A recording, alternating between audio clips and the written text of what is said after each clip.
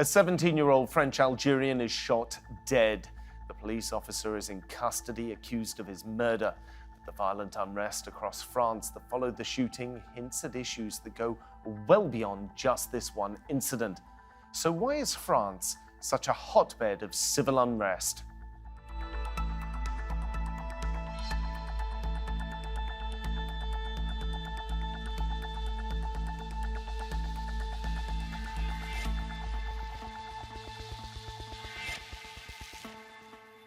Welcome to Roundtable. I'm Philip Hampshire. France is no stranger to turmoil on its streets, but the Paris shooting of a teenager is not about the class issues of the Gilets jaunes. Many believe this wave of violence is the consequence of a system which is embedded with racism. 17-year-old Nahal was a takeaway delivery driver and a rugby player. Raised in the Parisian suburb of Nanterre, he was shot dead by police on June 27th at the wheel of a car, one he wasn't legally allowed to drive. Known to police but never convicted of any offence, his death sparked fury, first on the streets of Paris and then across the country. Much of that anger from teenagers like Nahal, furious at what they see as the constant prejudice shown to ethnic minorities in France. Even the UN has accused France's security forces of systemic racism, a claim flatly denied by the Secretary General of one of the country's police trade unions. President Emmanuel Macron, who described the shooting as inexplicable, called crisis meetings as the trouble spread, but Senate elections are ahead and this is a major headache for his government. So, is France simply in denial about racism and the treatment of ethnic communities? So let's meet our guests. Joining me in the studio, we have Jonathan Miller, who's the Spectator's correspondent in France. Meanwhile, in Paris, we have Nabila Ramdani, who is a French Algerian journalist and author of Fixing France, How to Repair a Broken Republic. And in Paris as well, we have Alexis Poulin, who is founder of Le Monde, Moderne media. Let's bring it across and start, if I can, in the studio. And I think the first question I have to ask you is, normally when we see a set of protests in France, they sort of go on for 2 weeks, 3 weeks, and then they peter out, and then the next series of rows and protests seems to come along. We've just had, for instance, the pension protests. This time feels different, though. I think it's been an exceptionally violent period. And what it tells us is that France has still failed to fix a very fundamental problem, which is that there are 8 to 10 million immigrants and children of immigrants in France who are really not part of the French dream. France has these very noble ideals of liberty, equality, and fraternity, but for young men especially growing up in the banlieue, the suburbs that surround really every big city in France, there's very little opportunity, there's very little equality, and the fraternity they find is very often with gangs. And so it takes, this latest round of chaos was provoked by the killing of a 17-year-old boy by a policeman, and it's best to let the judicial process take its course. But I don't think these riots had a lot to do with that. I think they were an excuse for a venting of outrage, and that's what we saw. I think it's subsiding now, but I fear that France will remain vulnerable to this until it finds a durable solution to this, to how to create a more integrated society. Well, we'll come back to that because it's important whether you think there is a solution out there. But first, let me introduce the other guests. Alexis, let me bring this across to you. What's your take on this? Because there are plenty of people that are saying, no, this unfortunate death in Paris is, of course, a spark that has kicked everything off in Paris. However, there are other people looking at it and saying, no, this is an excuse. There was always going to be some kind of riot. There was always going to be some kind of uprising or protest. And this is just being used as the spark. Well, it's always been, the reason being a spark and this death, the victim, which is the one too much. The young Nile was just 17, and I think that's what also was the spark to these riots. The problem with the French suburbs has been the same since about 30 years or something like that. We had a lot of different policy for the cities, for these territories. A lot of money was spent on infrastructure, on buildings, and trying to get these kids to be more integrated. But the root of the problem, I think, is integration, is the fact that some of these kids don't feel French or not enough French compared to other citizens. It's kind of a second-class citizen debate here, where the police has always been present in these suburbs. The violence was there, a sort of endemic racism as well. And so far, we had already the same riots. I mean, they were not so violent in 2005, but it was exactly the same debates we were having at the time in France. And right now, what we see is exactly the same issue and the same debate. Has France done enough for these suburbs? What about education? What about the families? And what is the future in the, le vivre ensemble, as we say in France, is living together? How French society manage with the former colonies, how French Republic manage with immigration and these kids that are French but comes from migrant parents of third or fourth generation. And this debate hasn't found a solution yet. Alexis, so I've got to ask you, since the last time we had a set of race riots in France, and we had the president come out and say, oh, yes, we'll work harder and we'll try and integrate society better, and they come out with the usual politicians' platitudes, why hasn't something been done? What's been lacking here to sort of fix it between that and now? Well, what was lacking, I think, was the political will, because what happened in these cities is that the politicians are trying to play the election card. So they are very easy on gangs, very easy also on communities, and they don't try to do anything apart from getting voices to get elected and re-elected. So one is really a lack of courage and political action. The other thing is that there have been many reports. The last one was in 2018 with Jean-Louis Borloo, and Emmanuel Macron said, it is a very good report, but I don't care. I have other thing to do, and it's not another report that will change the thing. So even from the top of the state, apart from saying that we spent a lot of money, which is not so true, nothing was really done. And what you said in the intro is that, of course, there is a lot of fraternity with gangs, but also with religious communities. And the states, the French state, with its laïcité and stuff like that, has been disengaging himself, and nothing has been done because so far so good, until what happened last week. Nabila, are you in agreement with what you've heard so far? Well, I have to agree to a certain extent and disagree to a certain extent with what has been said so far. I quite agree with the fact that there is a simple solution to all of this, which is that France abides by its noble principles, which are written in its own constitution, which is liberty, equality, fraternity for all its citizens. We are talking about French citizens who happen to be of African or indeed North African backgrounds. So it takes, as Alexis quite rightly said, the political will to just implement those noble principles that underpin the Republic, the French Republic. But I have to slightly disagree with Jonathan's analysis that there is something exceptional, or dare I say something exceptionally violent with the current round of rioting we're seeing. Let's not forget that the modern French Republic was literally built on rioting. One of the most famous revolutions in world history took place in France in 1789. And ever since then, insurrection has become the norm. There have been numerous revolutions as well as rioting. And if we look at the latest administration headed by President Emmanuel Macron alone, his entire presidency has been characterized by some of the most ferocious riots in recent years, and they range from the Yellow Vests disturbances to the pension riots, and now these riots which were sparked by the brutal shooting of a 17-year-old by a Paris policeman.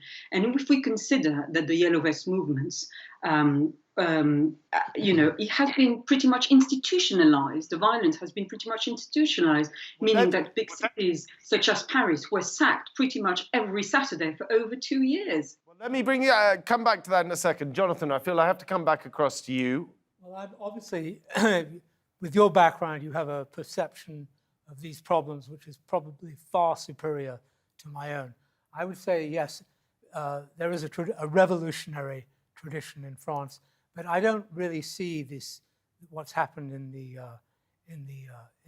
recently as being a revolution. There's no project, there's no political project here. This was essentially a manifestation of pent-up rage, it would appear. Of rage, of anger, of young kids who feel absolutely... Right, Nabila. Yes, well, some people like Jonathan argue that the Yellow Vests had a specific demand at the beginning of their protest, and indeed, which turned into violent rioting, which was the reduction of the price of petrol and diesel. Now, amazingly, President Macron conceded within a couple of weeks alone, and yet they carry on revolutionary style by asking pretty much ranging from government by referendum to changing the constitution.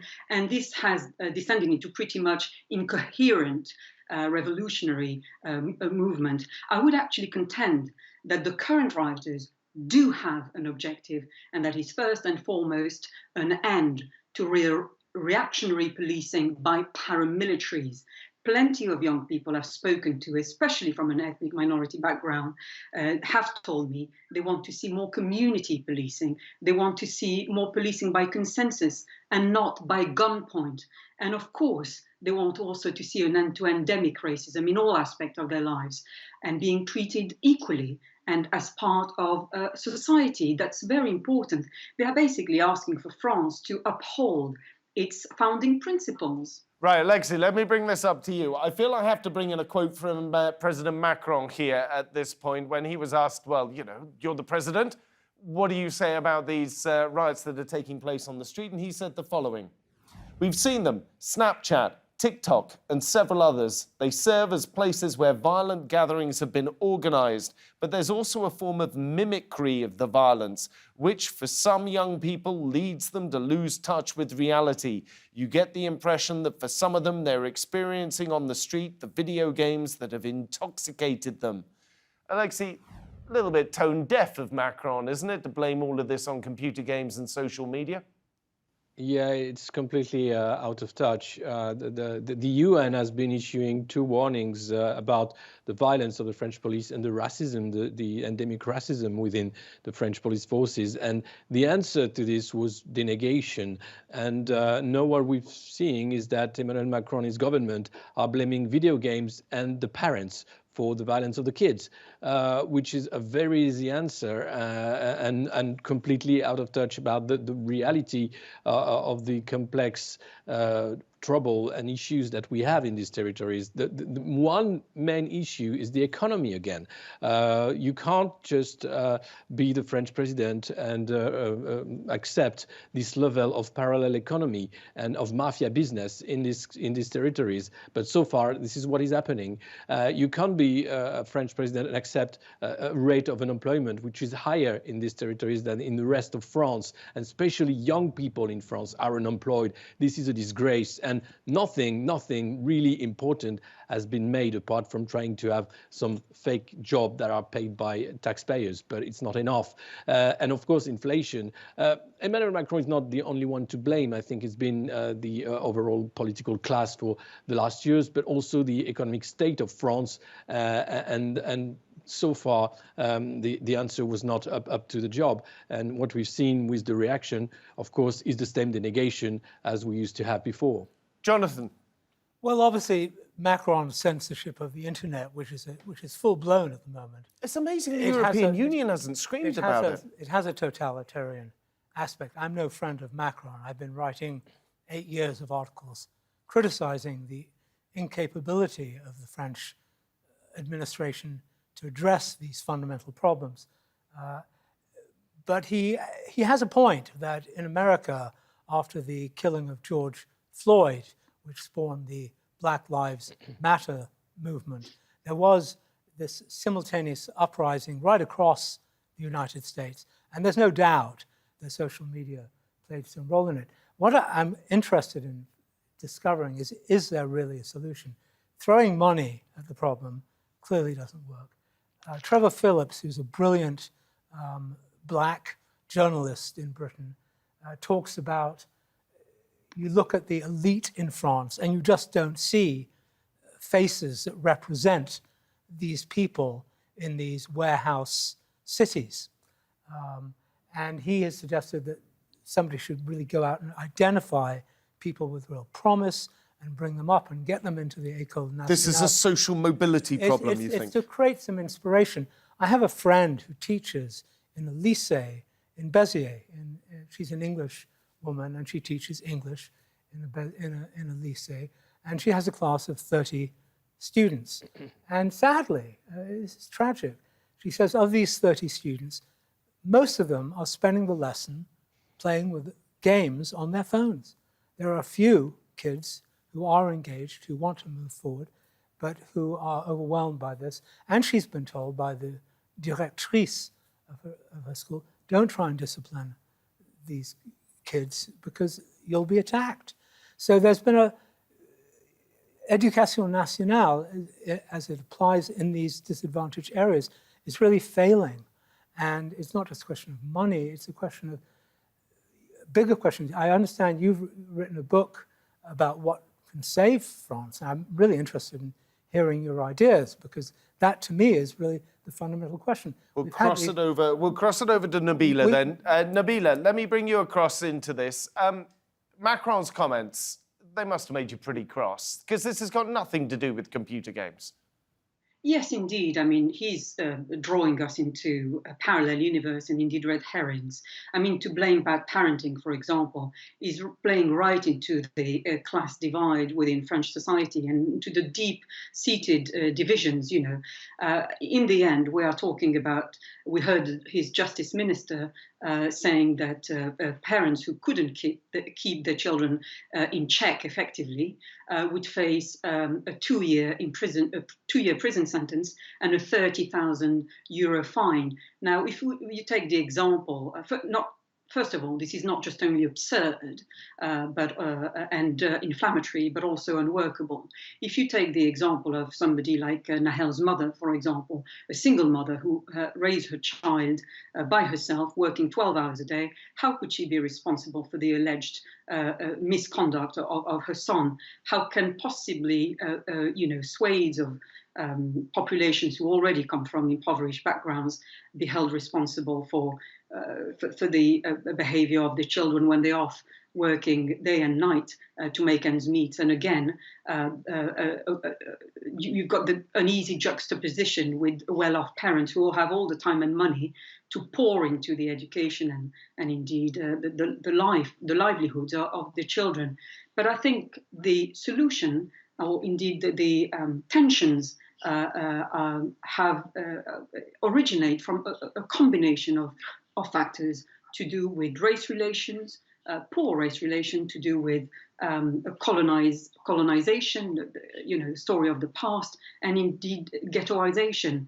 But I would contend that it's mainly to do with the reactionary police force, and the problem is that colonial style thinking hasn't changed much since countries such as Algeria were part of the French Empire as late as the 1960s. We have an entire party in France, in the Rassemblement National, which used to be called the National Front, which was set up by fierce nationalists who objected to losing Algeria. And this is one of the reasons they remain so angry at seeing Muslim Arabs from countries such as Algeria, Morocco and Tunisia, or indeed Francophone Africa, living in the French mainland and ostensibly, on paper, being viewed as equal citizens rather than colonial subjects. Let me bring this over to Jonathan. One of the terrible ironies is that politically, this probably benefits Marine Le Pen and the Rassemblement National. And it's my belief that she will make matters worse because she has no real idea. And I've still not heard how do you fix this. One point with a parallel to public housing in the UK, is these cités are brutalist, and they dehumanize the people who live in them. And perhaps the solution is simply to demolish them and let people have little houses with gardens and have a better stake in their communities. They were built in a kind of odd ideological idea that this, as they were here in London, that somehow this, they demolished terrace houses, built these high rises, and they've been a disaster socially.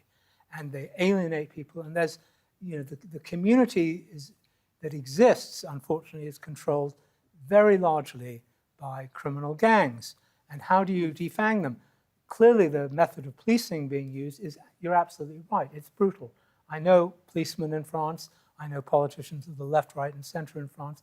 I remember the film La Haine, which described very well what happens when you substitute a community-based policing regime with an imposition of brute force. And it creates a resentment, which is enormous. And still, what is the solution? I don't hear any of the politicians offering anything concrete. I couldn't agree any more with you, Jonathan. I think you make a very important point here about the brutalist aspect of the architecture of those housing estates. Le Corbusier, dare I say, has a lot to answer for in that instance.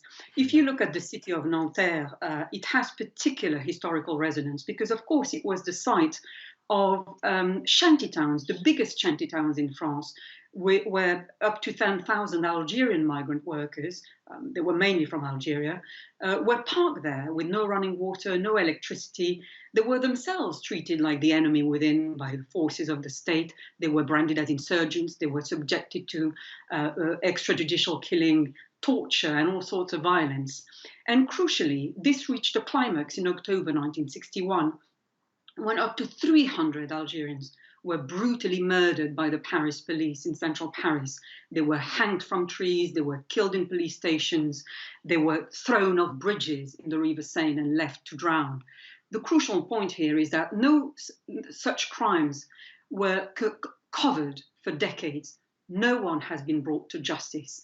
And there is a sentiment, if you go to Nanterre or across those housing estates, that Nahel's family won't get justice done. Now, the shanty towns have developed into bleak housing estates where the descendants of those migrant workers now live. And they feel like they're also treated like second-class citizens. And this has to change. There has to be policies that bring those communities into mainstream society and give them equal opportunity. Hold on, Nabila. Let me bring Alexis in again. Alexis, we've been talking here about some of the policing issues here. If we go to some of the police statements, they've actually described the rioters as vermin. If we would go and have a look on fundraising, various things like Kickstarter, some of the fundraising channels that there are online, my understanding is that the fund to support the police officer who did the shooting to help pay for his defense fund, it's something like raised 5 times as much money as the fund for the victim. So there seems to be an enormous disparity here, both in language and also in the response of the civilian population in France. Alexis, how do you read that from your position? Well, what I see is that it's been main issues that the police forces are no more seen in some territories as protector of the good and the people, but as enemies.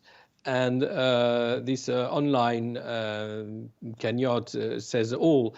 Basically, the social network is used by political camp to make sure that it's growing and saying, look, we support the policeman more than the victim, the young kid who is dead. And of course, it's terrible to see this because a police force should not be seen as enemies by any citizen of a republic or any regime, really. It says that it's a big failure of the French Republic. The motto, liberty, fraternity, equality, is not existing in some territories and in the mindset of young people. And even with this, you can see that there is two countries that are facing each other and not really wanting to talk. And the main issue for Emmanuel Macron and the rest of the society is to avoid really a civil war like it could have degenerated with Black Lives Matter, for example. It could be exactly the same situation in France if nothing is done to sort of ease the relationship between police, between justice and French citizens, whoever they are. Nabila, we're really running out of time, so you'll have to keep it tight, but I want to put it to you. You've got a platform here. You could have President Macron or one of his spokespeople watching this show. What do they do to fix this problem? How do they start from here? Change France's mindset. It has to change its cultural mindset.